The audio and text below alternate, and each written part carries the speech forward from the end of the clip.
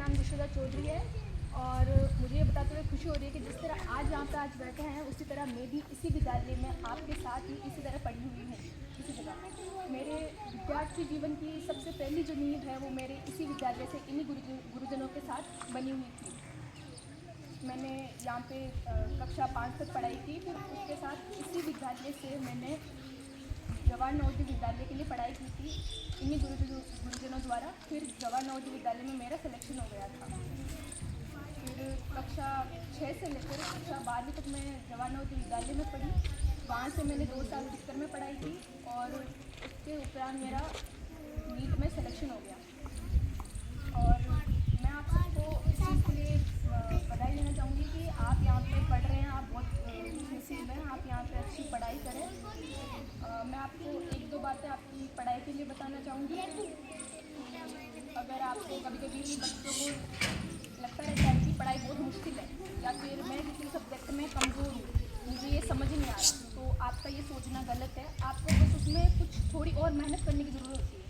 जितनी बार आप हारते हैं या फिर जितनी बार आप कमज़ोर पड़ते हैं, आपको किसी सब्जेक्ट में नंबर कम आते, किसी विषय में आप कमज़ोर लगते हैं, तो बस आपको इतना बताता है कि आपको उसमें थोड़ी और ज़्यादा इम्प्रूव करने की ज़रूरत है, थोड़ा बदलाव लाने की ज़रूरत है। आप कैसे पढ़ते हैं उसमें आप इन चीज़ों के लिए कुछ चीज़ें और कर सकते हैं। जैसे कि आप पहले नंबर की भाई आपको जो आपके गुरुजन आपको रोज़ पढ़ाते हैं उसको घर जाइए, उसको अच्छे से वापस पढ़िए। ऐसा नहीं होता कि आप घर जाते ही फ़ोन देखने लग जाए या फिर खेलने लग जाए। आपको घर जाते ही पहले आपका जो आपका पूरे दिन का शेड्यूल होता है, पूरे दिन आपने जो पढ़ाई की होती है, आपको उसको वापस पढ़ना होता है।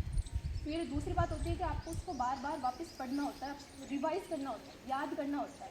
अगर आपको लगता है कि मुझे ये चीज़ समझ नहीं आई है, तो आपको बिना डरे अपने गुरुजनों से वो सवाल वापस पूछना चाहिए, अपने अध्यापकों से वो सवाल वापस पूछना चाहिए कि मुझे सर ये समझ नहीं आया, वो आपको समझना चाहिए। और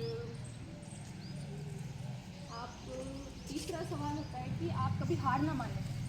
कि अगर आपको कभी निराशा लगती है तो आप अपने माता पिता के संघर्षों को याद करें, अपने गुरुजनों की मेहनत को याद करें और इस चीज़ के लिए आप कभी निराश ना हो कि मैं ये कर नहीं पा रहा हूँ। आपको हमेशा ये लगना चाहिए कि मैं ये कर सकता हूँ, मैं ये कर सकती हूँ, मैं ये करूँगा। आप विद्यालय क्यों आते हैं? बताइए, आप विद्यालय क्यों आते हैं? आप विद्यालय आते हैं अपने सपनों को साकार करने के लिए। आप विद्यालय आते हैं आप अपना एक बेहतर भविष्य बनाने के लिए। आप यहाँ से अच्छे से पढ़ाई कीजिए, आप रोज़ाना अपनी पढ़ाई पे ध्यान दीजिए, आप अपने बेहतर भविष्य के लिए कामना कीजिए, पढ़ाई कीजिए।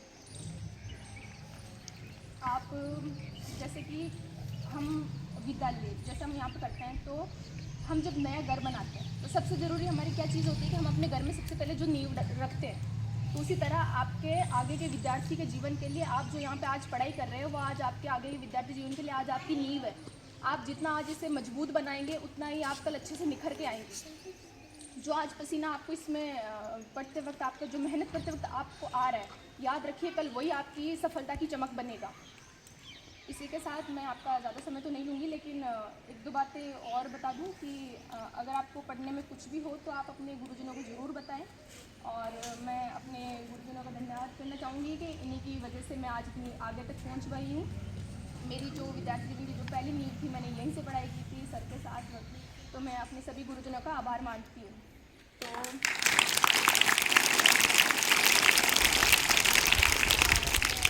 वाक्य के साथ अपनी वाणी को विराम दूंगी कि सपना आप एक देखोगे, मुश्किलें हज़ार आएंगी।